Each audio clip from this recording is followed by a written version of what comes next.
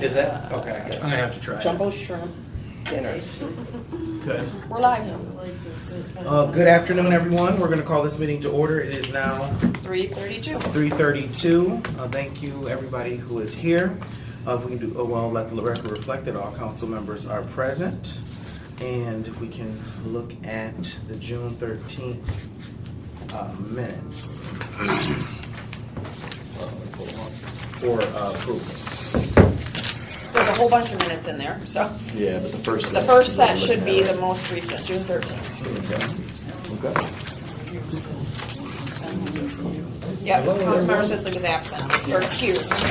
I was excused. She was absent, but yes, excused. I'm always excused. I would move the meeting minutes as presented. I've been excused for this. Sorry about that. All in favor? Aye. All right, we have those approved, and then we have, I'll go ahead and, yeah, I'm gonna do Yes. public comment first, so we have, ample time for discussion. Is there anybody here from the public who would like to have the floor? I would, so, Okay, if you could is state your- this 3 minutes? Yes, it's 2 minutes actually, if you can, or, yes, this one is 2 minutes, if you could state your name for the record. Yeah, let me try to get to my thing, well, it's Belinda Fitzpatrick. I wanna stand my ground, I'm standing my ground firm about that. I don't want code compliance coming back into my house to re-inspect because they did not have a warrant to come into the house. And that is an administrative search, which requires an administrative search warrant. And animal control had a criminal search warrant, and you cannot do a administrative search based on a criminal search warrant. And they should have done the search warrant. They should have done anything they were going to do at the time, and they wrote on their records they want to come back in and do like a complete safety inspection as if my house or rental property. Now, my friend Laura came with me to tell you because she was familiar with it. There's so many things that I want to say because, like, we both know this guy Tom, and Tom's staying in a car over in Lansing Township because he doesn't have a house, any place to live. And he told me the other day, he says, well, they're driving the property values up so much that people are buying the houses for the land, and Laura just had one tore down across the street from her. But I did make it over to retain my attorney, so I have him retained, and so and I've got the bulk case. I ordered it. I had it pulled out of the records. It's over at the courthouse. If any of the city attorneys want to go over and refresh their recollection, so I'll let Laura talk. Thank you so much. Yeah. Hello, my name is Laura Purchase, just like you're going to buy something, it's spelled the same. And I'm a friend of Belinda Fitzpatrick's. I've known her for over 10 years. Excuse me, I'm a little nervous talking in front of people. My voice is like jittery here. But this whole situation, from the very beginning, was a really bad situation. There was a woman that Belinda had been trying to help, and I'll try to make this as quick as I can, who was in and out of homelessness, and she was on drugs really bad. Belinda tried to help her with letting her work for her, and so she could earn a little money, maybe get back on her feet, so on and so forth. Well, unbeknownst to her and me, who I also met her through her, the woman got a fixation on Belinda. I can only put it bluntly, a sexual fixation on her. And when Belinda wasn't receptive to it, she retaliated by calling on Belinda about the chickens she had and made a false accusation, and it started this whole process of what happened here. There was a lot of things that were very unfair about how this happened. Now, starting with the animal control officer who just walked up on the property one day when Belinda and I were out in the yard. He said some false things and then lied about it on the stand. And I was there as a witness and heard what he said, but I wasn't put on the stand as a witness. It was a really bad situation because the way they went into her house, they just basically took her pets and kicked her out. And then she had to go through a long trial situation and all of that. And I just think it's horribly unfair that she's not able to even get back in her house yet and has red tags still on the house. And she has to stay around it to make sure nobody breaks in and that kind of thing. But she should be back in her house. She's severely diabetic. And she needs to be able to be in her house so she can prepare her food, which is how she mainly controls her diabetes. But she's also very insulin dependent. And this is a really bad situation. She needs to be back in her home. And it is her home. This isn't a landlord renting situation. She pays her mortgage. And all these fees that they're charging for the red tags are ridiculous. They're not doing anything. They say that these are fees for monitoring and all that.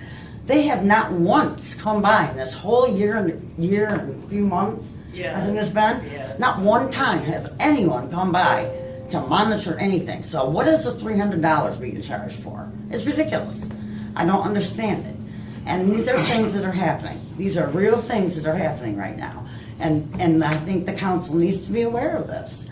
And I don't know if I've forgotten anything else, is there?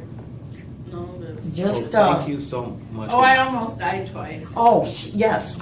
That was another thing. Because of her health and not being able to be in her house, she... Miss, we do have a time, but Oh, I'm if there sorry. is more that you want to elaborate, please, we could send an email or have a separate I can meeting. send an attachment or something? Yes. Okay. But thank you so much for sharing. I know it takes a lot to share. Yeah. These Okay. to better our community. Well, you're not used to it. Yeah, thank you so Thank you. much. And before you leave, you can get my contact information or the I would like office that. manager, Thank and then you. you guys can write or anything that you want to share. Thank So, you very much. so I appreciate that. Is there any other public comment? I know we have a few other people coming into the room.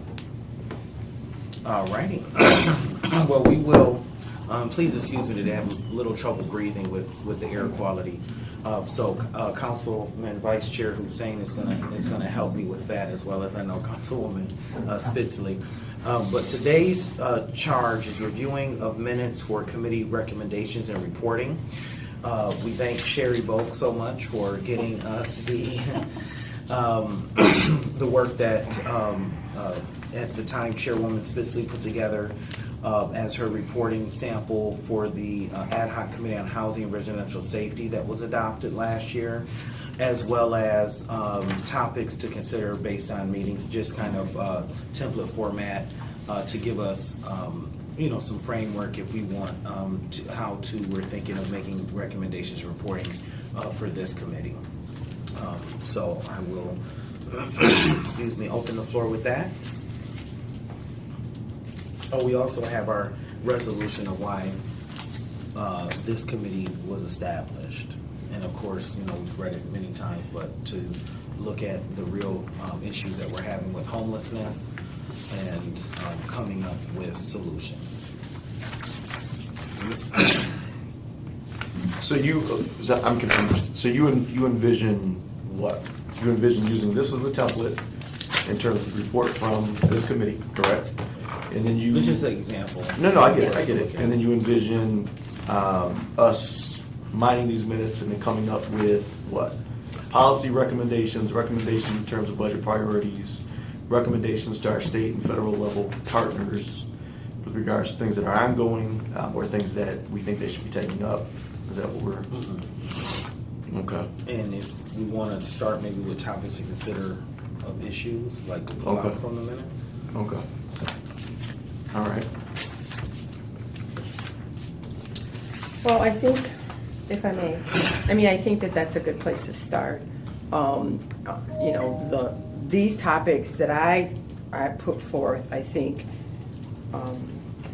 I culled from the minutes and then brought to the committee for discussion.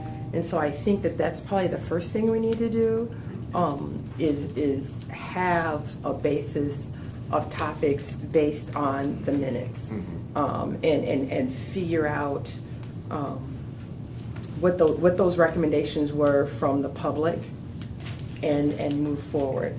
I still believe we need to, and maybe we need to do this at an additional meeting, and I'm glad to see HRCS is here, but at some point we need to have some testimony from the administration on what they're doing regarding homelessness and some of the solutions that they're doing moving forward, so that we don't make recommendations that are already in process. I think if we do make recommendations, maybe then we have them come in and review the recommendations and let us know, if, these, we're already doing these, or this sounds like a good idea, or this can't be done because of X, Y, and Z. But at some point, I think we're gonna need to have a discussion with the administration before we make the report and introduce it to council. Oh, we did, Renee did Okay. invite administration, and they said they were not able to come. But they're here right now. So I don't know what that is. I don't know what that means. To present. Right, so they're okay. All right, well, then I guess we move forward then.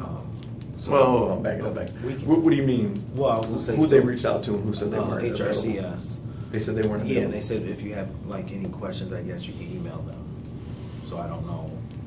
That's why we kind of shifted to Okay, and this. that's become a consistent thing from that shop. Did we then go above their heads and then speak directly with the mayor? No. Okay, because you're absolutely correct. That's why I was a little confused coming into this meeting, because we're talking about here, step 10 and 11-step process, the 11th-step being conveyance to council. Yes. But we can't skip step 9, and we spelled that out, I think, a few meetings ago. And I'm tired of departments saying that they are going to be part of the process, and they need to be a part of the process. And so if we need to engage the mayor to make sure that they understand that they need to be here, then that's exactly what we need to do. But I want to know if the administration is saying, no, we are not going to participate. Is that coming from a departmental director, or is that coming from the mayor? That's coming from the mayor. It was from the departmental director. Yeah, that's got to stop. Okay. So, and I don't want to be combative, Right. but I'm getting a little bit tired of hearing what processes they're going to participate in and what processes they're not. Again, if this is from the mayor, we have other ways to compel attendance that we certainly can navigate, but we don't want to have to go that route. We have work to do, right? We've been charged by the president of council when she envisioned essentially this committee. And I agree, I want to work in tandem with the administration. we have to. And we want to make sure, but I we get need it. them, but we need them at the table. And that's why I asked. No, I appreciate it. So I think, So what I'll do we'll follow up with Renee. She has all the correspondence articulating that, and then she can forward that up with the administration. I can, make a call or email and say this is what we have, but we really need to have the participation. Could you assist in this process? Right. because we want to put forth recommendations that are doable. But in the interim, absolutely, but in the interim, I think what you can do as chair, and if you need assistance, let me know, but you can mind the minutes. You can start to put together an inventory of all the stakeholders that we engaged. Yes. Again, some of the topics that were brought forth that we need to consider. And then I think that becomes, our work product that we work from. Absolutely. Yeah. That's So my I'll have suggestion that as well. at the next meeting. Okay. I'll have that. Oh, I have it before, and then I'll send it to Renee and have her send it to all of us. Okay. Sherry? Okay, that'd be fantastic. Quick question. I was going through the packet, gathering up the information for today, and I noticed there were a lot of handouts that were distributed at the meetings from people who came and spoke. Do you guys want that too? To look at when you're doing this? I think that's probably helpful. Thank you. Okay, for yep. that.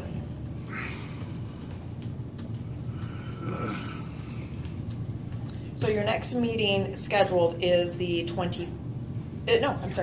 we're still in June. It is the 11th. Okay, that's So good. do you want the administration to have? What I would do is, if I may, I would put that date out there. If for some reason they can't make that meeting, I would ask them Yes, what they can make, and then I would ask you to work with Sherry and us to make that meeting. I want to make sure that there's no excuses. Because I can come some other Yeah. time Yeah, me if too. they're available, but Right. we just need to know in advance, right? A couple weeks in advance, and so we can Exactly. change schedules, because I do think it is critically important I to do. have that feedback. I do too. Okay. Because if not, then I think it opens us up to criticism of the final report if we have not brought in the administration to participate and provide comment.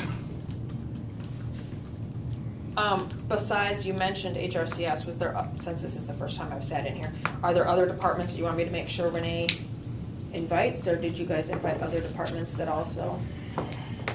Was code invited, or was? I was gonna say, I think Our it'd be- neighborhood citizens engagement invited, you want I think those? Yeah, where, Absolutely. I would like to, I mean, we're talking about the warming centers that are coming up. I would like to invite whomever is gonna be coordinating that. There's money in the budget, so we need to figure out, because if there's supposed to be kind of some sort of review or study to be done. So if there's a review or study and we find out that those dollars aren't enough, or we need something, that needs to be part of our recommendations. We need, that needs to be part of the recommendations that we end in the study. So we need to have whomever is Addressing the doing warming that. centers? Yeah, addressing Okay. the warming centers. That's what I'd like to see. I'd like to see, HRCS. yeah, of course. And I think last time Barb Kimmel was here, they do some grants, and Oh, they through are. the HUD and the EMT, Yeah, so so- for Forest Witherspoon? Yeah, we need somebody from that to talk about the programs that they're doing as well. I mean, we just, last night, we just approved the carryover, and if I recall, some of the language in there was to address homelessness. Those funds are to address the homelessness. So we can't have recommendations without trying to figure out, what does that mean? What are the thoughts that money's gonna be used for, so. Okay. Did you have any other department that you wanted? So we got neighborhoods code, HRCS. Okay, so your neighborhoods and I think coverage. so. Well, I think you start with Jordan. Yes. Because, is it planning within ED&P? Is it code? Yeah, I don't know Is who it? it is. I mean, but, it is in-house, it is multi-jurisdictional, so I don't think it's just at HRCS. But Is I- Jordan over the top of neighborhood Edie. engagement, or is that? No, that's Lisa. Okay, I'm sorry. But I think, Jeff, to make sure that conversation's fruitful, I think some of the work, and that's why I said if you need help, I certainly will help. I can have a conversation offline about what that looks like. But I think what we're gonna wanna do is, again, go through these minutes, pull out the ideas, the concepts, the things that were broached in committee. Norma. And then be able to actually present that to them before they come in, so that they can speak from an informed perspective about the different things that were brought forth. Yes, these are things that we're already working on, or these are things that we absolutely can implement. Here's some other ideas we have that might be Okay. an alternative too. But what you don't want to do is just invite them to show up and them have no idea why they're coming. Yeah, You know what I mean? yeah. So then I can So- have this turned around, Rather quickly. yeah, I'll have this Okay. turned around then, so and then send it to you guys for approval, and if you're Yeah, good, that's fine. then we'll get it Yeah, right to them. absolutely. Yeah, and I think That that because that gives them kind of a template of Yeah. how they want to structure their discussion.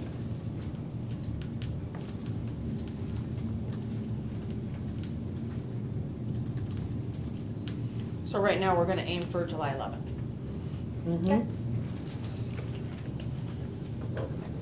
But if he's thinking he can turn this around in 48 hours, I wouldn't, you might want to get it on their radar and say. we're Oh, going definitely, to- I'll Yeah. either, I'll. You're not going to come in blind, right? Right. First thing tomorrow morning, we'll be contacting them Good. because Renee's out sick today, so I want to touch base with her. Make Perfect, sure, like he perfect. said, we pull up the historical emails and do kind of a forwarding. Right. And then start with the other departments at the same time, and the mayor. Okay. And CC and the mayor on everything. Yeah. Okay. Yeah, perfect. All right. Anything else we can? I'll keep this as an example. Well, I appreciate input, Right. and experience with this and support. Because that's why I kind of moved when I got that response to this. So Right. So I appreciate that. Well, is there anything else you would like to bring under other or anything like that? No, I don't really have anything under other. Did you These were the dates you spoke about at the first meeting. I don't know if you want to recap that for everybody that's here Or now. what we're doing. Or you want to maybe look at those next time? Yeah, let me look at those next time. I don't have the June. When are priorities due? Budget priorities are due October 1st. Okay. Your report is due September 11th. Okay.